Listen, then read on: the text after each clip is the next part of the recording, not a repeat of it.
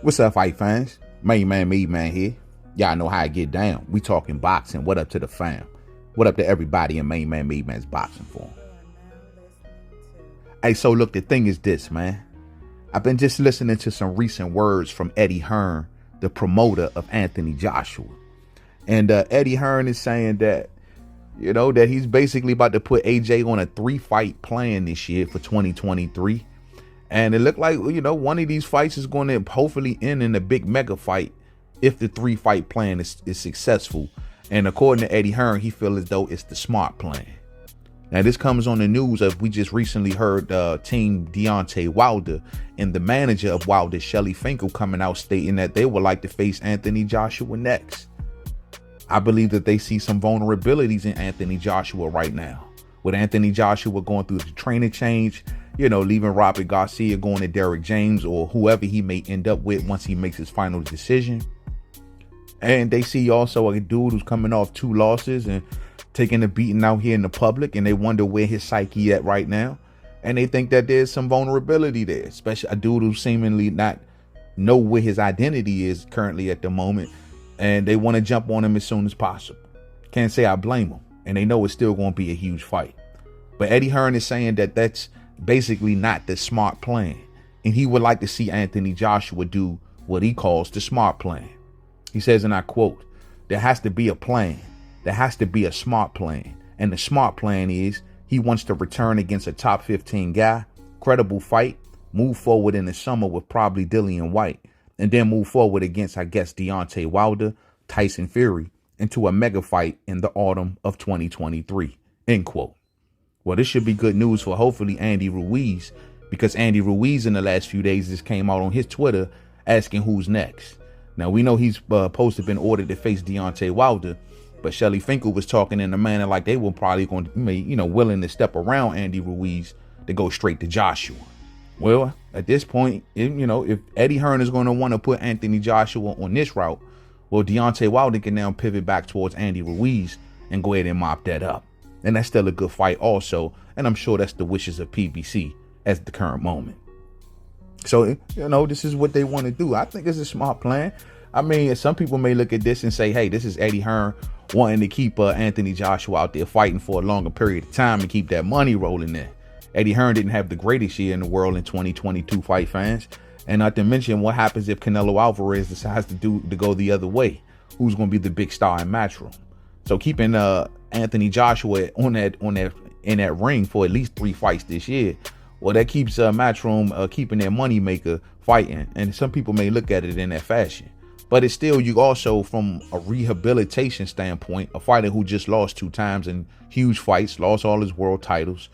At the end of the day, you do got to give him a rehab plan and a step-by-step plan to make it back.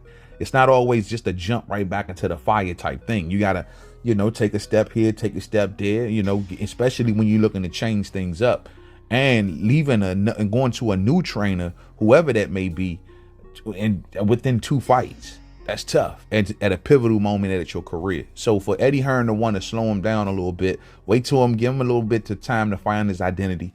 Just step him up gradually until they get him back to that big fight. I think, honestly, that's a smart rehab plan in a way. And that's the way I would suggest that Eddie Hearn should do it. You know what I mean? In the meantime, it will continue to build Joshua's confidence. It will continue to build confidence in Joshua, perhaps from the UK public. And if it be Tyson Fury or Deontay Wilder towards the autumn, as he claims, well, that'd be huge. That'd still be huge. You know what I'm saying? And I hope Deontay Wilder gets the fight, because this is a fight that he's been wanting for a very long time.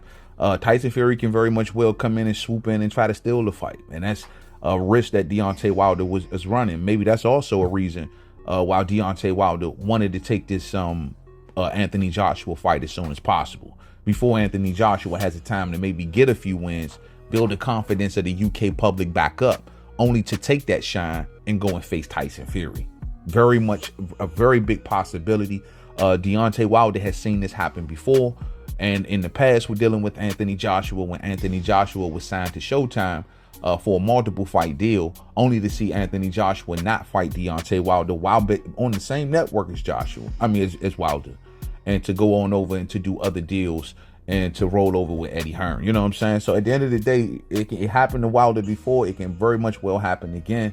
It's very risky, and this could be a much more reason why Shelly Finkel is out here saying, hey, we want that fight next. So we'll see, man. But it's up to Eddie Hearn. I think he's gonna take the slow route. And as for Dillian White, maybe he got to give him something to do in the meantime. Don't be surprised if Dillian White comes out taking a very soft touch, fight fans, so they can protect him and make sure that he doesn't end up hurt or knocked out again or whatever the case, looking too bad where they can't make the Joshua win look good. You feel me? Now it sounds like Eddie Hearn saying that he wants this 3-fight plan to kick off sometime in the first week of April, fight fans. It looked like that's when he wants Joshua to come back. So, of course, with Joshua coming back in April, then he's going to want Canelo back in May. Those are going to be perhaps 2 big shows for Matchroom in the springtime. You know what I'm saying? He's also saying that not ruling the fact out that Deontay Wilder can be fight number 2 instead of fight number 3 for Anthony Joshua. I like that idea. He says, and I quote, "I'm not ruling out number 2 fight. Fight 2 of the year could be Deontay Wilder," end quote. And this is what said in the recent interview with Akin Barak. So, yeah, man, I like that, man. I like that idea. It all depends on how it plays out. Perhaps what AJ is looking like under his new tutelage. Is he looking confident? Is he looking strong? Is he looking ready to go up to the next level? I think all of these things are going to be measurements. You know what I'm saying? And Eddie Hearn, I can't blame him once again for taking this approach with Anthony Joshua. As a boxing fan, I still want to see Joshua versus Wilder as soon as possible. But if they got to do some things in between at this point, hell, they missed the window years ago, fight fans. It won't really, I guess, be the top floor right now if they went straight into it. But if they did go that route as well, I wouldn't be mad either. But I understand, you know. It's all going to play into each other. But we'll see how it works out, man. Thumbs up on the way out if you didn't hit it on the way in. Share, rock the bells. I'll catch up with y'all on the next live stream, man. To the next video. Peace out.